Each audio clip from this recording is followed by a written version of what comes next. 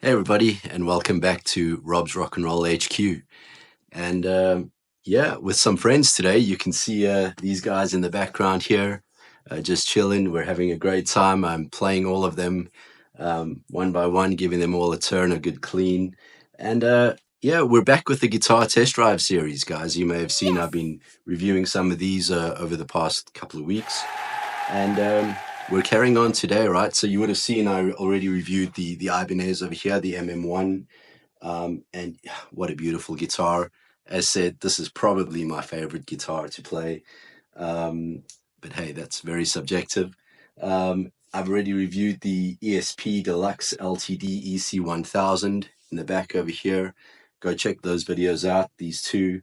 I've reviewed the Fender Strat over here. This is an American Pro Professional too. Such a nice instrument, very versatile. And yeah, go check those out. They're already on YouTube. So today we're going to be continuing, right, as I said, and we're going to be looking at this beauty over here. So this is a standard, a Gibson Les Paul standard, and it's the 100th edition, guys. So you see over there, it came out in 2015. Les Paul would have been 100 years old. So we're going to test drive this thing, guys. We'll then go into the construction and just the new sort of features that came out then in 2015, the feel and the playability, and then we're going to demo this thing, right, over a backing track. And yeah, let me know what you guys think. So here we go. Right, so Gibson Les Paul Standard. What do you think about those words? What comes to mind? Well, you think Clapton's Beano, you think Kossoff, the Mighty Zepp, Slash, of course, the awesome Slash, and the priceless Gary Moore. I mean, these are just a few to name, right? The awesome guitarists that use this particular instrument. Now, Gibson have been making this particular model, the Standard, obviously for many, many years. And the easy way would have been, I think, for Gibson to churn out the same instrument year after year. And for many years, this is exactly what they did, guys. All through the 90s, you know, they made a perfectly acceptable, but sort of a lackluster, lacking that magic sort of guitar. Through the 80s, it was an absolute train wreck at times. I mean, really had big issues during that era, and there's many reviews about that. And I think over the past few years, Gibson have been more adventurous, introducing new innovations to what always appeared to be, you know, conservative type guitars. And for 2015, they've really pushed it, I think. You'll see, I'll go into some of what those new features were. Some the faithful liked, others not so much. It was a bit controversial, and I'll go into what those are. Another thing they have pushed is the price, of course. Back then, in 2015, this guitar retailed in the UK, I think, at £2,600, guys. That's a lot of money. And you must remember that the Standard is not just competing against its own history, but against pretty much every other elite guitar out there, right? So, yeah, probably price-wise, it was a huge challenge for people to get past that. But hey, this is a limited edition sort of guitar. It's stooped in a lot of history. They have made some fantastic changes, in my opinion, to this guitar. And yeah, we'll go into those. So stay tuned.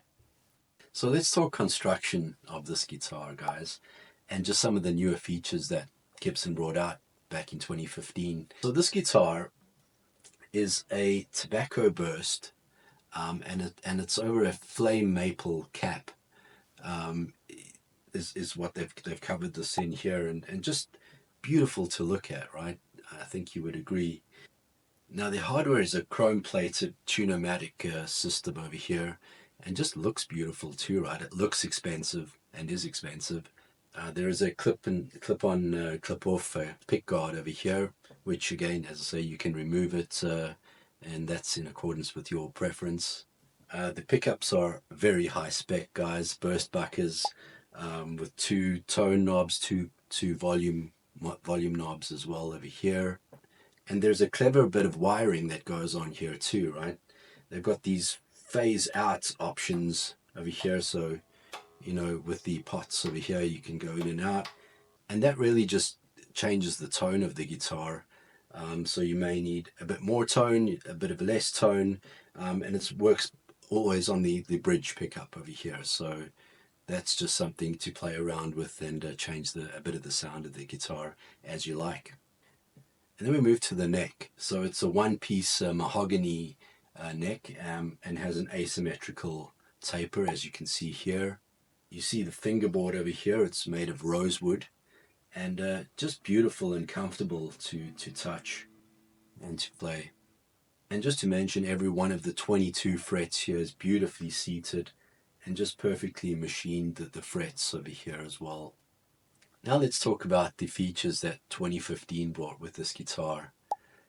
The first thing I'd like to mention is the brass adjustable 0 fret that they call over here. And yeah, that's just a really nice feature. It provides an extra degree of control and adjustment, allowing the nut to be raised or lowered depending on your preference. And who doesn't like a nice brass nut? Carrying on to the headstock, you have the Les Paul 100 sign over there, if you like. And yeah, this is a little bit controversial. Some people hate it, others not so much. Yeah, you know, not everybody likes sort of scribbling on the headstock, but there you have it. And mother of pearl tuning pegs, guys. So just really nice, high quality, high end stuff. Now let's move to that blasted G-force unit at the back over here. So again, quite controversial. Some people love it, some hate it. What it essentially does, if you don't know, is it automatically tunes your guitar for you, right? So I love it. I think it does a great job. I've had no issues with it. And personally, yeah, I just think it's a little bit quirky, a little bit different. And as said, I love it. So overall, this is a great, well-appointed guitar with some awesome features. Again, just to mention the controversial sort of G-force tuning system, if you like. You either love it or you don't. I love it. We have the 0 nut over here, again just allowing you to lower or higher the nut to your preference. We have the superb pickups over here, allowing you to play across the fretboard easily in any genre you like, from rock, metal, blues, you name it. This guitar can handle it. So coming up, we're going to see if this guitar sounds any good, right? We're going to put it through a little bit of its paces over a Pink Floyd-y type track. So get ready for it.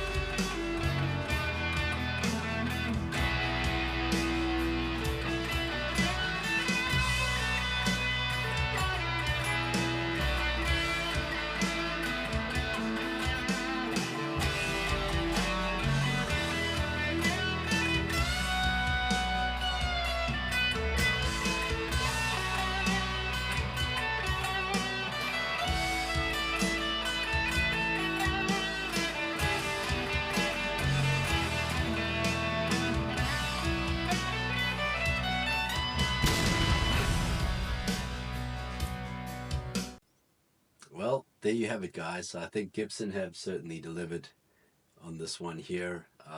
That's my opinion. I'd love to know what you guys think too, and let me know what you think about the content. Is it something that's interesting? Um, would you like me to review any of these others that you see behind me? As said at the beginning of the video, I have reviewed some of these already and would like you guys to check them out, please. And please subscribe, guys. I'd love to have you on board. I'd love to have your thoughts, as I said, on these guitars, and on anything you see here, really. I have some gear that I'd like to review in the future too, that's coming up. And as said, if you guys subscribe, then it enables me to carry on doing what I love and playing these beautiful instruments. I'm also on Facebook, guys, if you're interested, under Rob's Rock and Roll. I'll leave the link in the description as well. And yeah, till next time. Cheers. Keep rocking.